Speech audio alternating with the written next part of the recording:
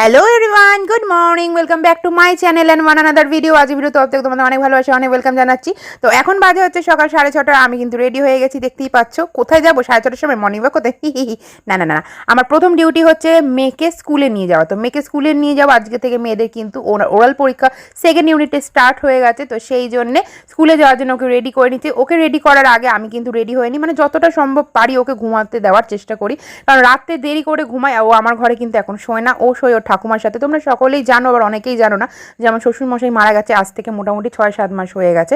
তো মা একা একা থাকে বলে ও ঠাকুমার সাথেই কিন্তু ওই ঘরে থাকে। মানে আমার ঘরে শুধু টিভি দেখতে আসে, আর ওর টিউশন পড়াতে আসে আন্টি তখন পড়তে আসে, আর মাঝে মধ্যে ওর মায়ের সাথে দেখা করতে আসে। এছাড়া আমার ঘরে ওর কোনো কাজ নেই। হ্যাঁ, কাজ আছে, যখন আমি বাড়িতে থাকি না, কোথাও কাজের সূত্রে বাইরে যাই বা আমি কোনো কিছুর জন্য বাইরে থাকি, তখনও আমার ঘরে ঢোকে আমার জিনিসপত্রগুলোকে নষ্ট করার জন্য। যেমন আমার একটা আইশ্যাডো প্যালেট ছিল, সেই প্যালেটটা কি বলবো, আর যা করেছে কি বলবো, ওকে মারবো বকবো, বাচ্চারা তো এরকম করে।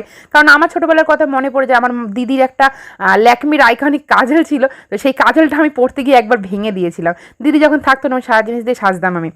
তো আমার মেয়েটাও সেরকম, আমার মানে ছোটোবেলার কথা মনে পড়ে যায়।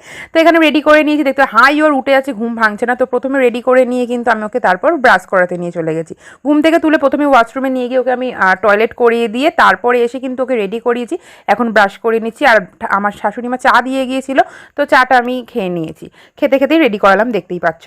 আর হ্যাঁ, মা কিন্তু ওর খাবারটা করে দিয়ে গেছে, নইলে আরও লেট হয়ে যায়। মাই ঘুম থেকে, মানে সমস্ত কিছু বলতে গেলে, মানে আমিও এখনও ছোটোর মতো, মানে আমার শাশুড়ি মা মায়ের মতো আমাকে ট্রিট করে।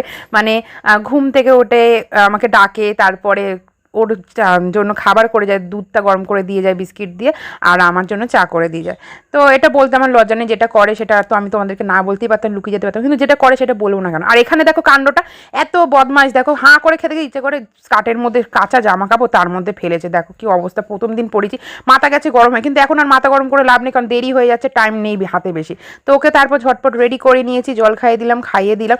দুধ বিস্কুটটা কিন্তু আমি ওকে চটকে খাইয়ে দিয়েছি, কারণ সকালবেলা একদমই টাইম হয় না যে একটা বিস্কুট মানে দুধের মধ্যে চুবি খাওয়াবো, ও মুখ নাড়বে, সেটা সম্ভবই হয় না।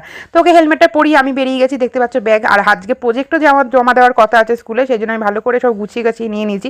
স্কুলে পরীক্ষা স্টার্ট প্রজেক্টগুলো করে রেখেছিলাম, অনেক প্রজেক্টের কাজ দিয়েছিল, আগের দিনের ভিডিও তোমাদেরকে দেখিয়েছি, সেগুলো কমপ্লিট করছিলাম। তো সেইগুলো নিয়ে চলে যাচ্ছি এখানে। এবার আমি স্কুটি করে নিয়ে চলে যাবো মেয়েকে। হেলমেটটাকে পরিয়েছি, আর আমি হেলমেট পরিনি কারণ হচ্ছে আমার হেলমেট পরতে একদম ভালো লাগে না, সিরিয়াসলি বলে বিরক্তি লাগে হেলমেট পরতে। কি মুখের মধ্যে মাথার মধ্যে না কি মনে হয় ইট বালি সিমেন্টের বস্তা চাপানো।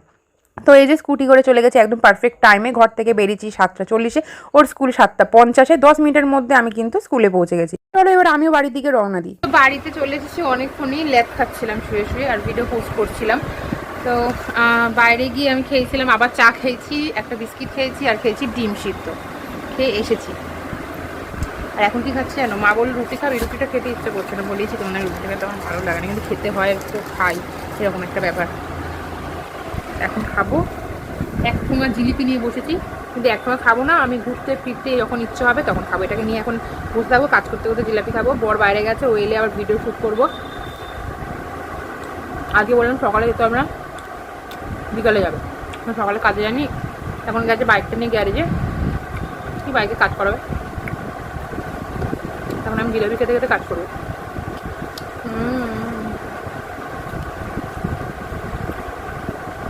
এত ব্যাড হ্যাবিট না আমার বরের, আর আমার মেয়ে আমার বরের থেকে এই গুণটা পেয়েছে, বেগুন একটা। চা খেতে খেতে বিস্কুটের পিছনে ফেলবেই। আর চায়ের দাগ তুমি জানো তো, বলো দাগ ওঠে না? না গো, দাগ হবে না। ওই জন্য সেই সায়েন্টিস্ট এসছে, একদম এক্সপেরিমেন্ট করে এমন সার্ফ বার করেছে যে দাগ হবে না। হ্যাঁ, সার্ফ এক্সেল, কোনো এক্সেল নেই, হবে না, চায়ের দাগ ওঠে না।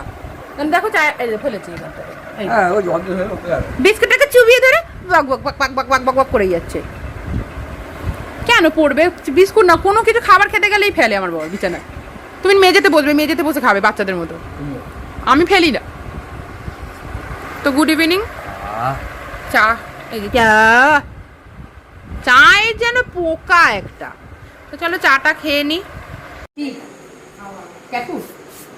আজকে সকালে, কালকে যাবো না। ম্যাও, এই নাম হচ্ছে কি বলে তো, বল্টু। এই নাম ঢিলা করতে হবে, আমার পাউটা।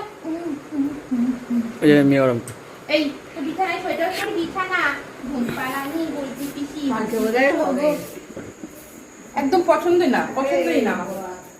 ছোটবেলায় আমার ঘরেও হয়েছিল, আমি ওকে দুধ খাওয়াতাম, প্রপারে করে। ওর মা ওকে পাত্তাই দিত না। শীতকালে আমি ওকে ওদেরকে চাপা দিয়ে ড্রামের ভিতর কত যত্ন করে রাখতাম, কাপড় ধুতাম, মিলতাম প্রত্যেকদিন।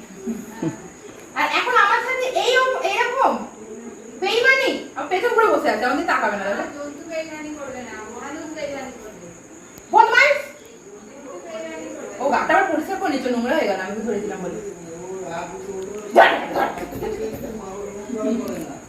না নখ আর করে না।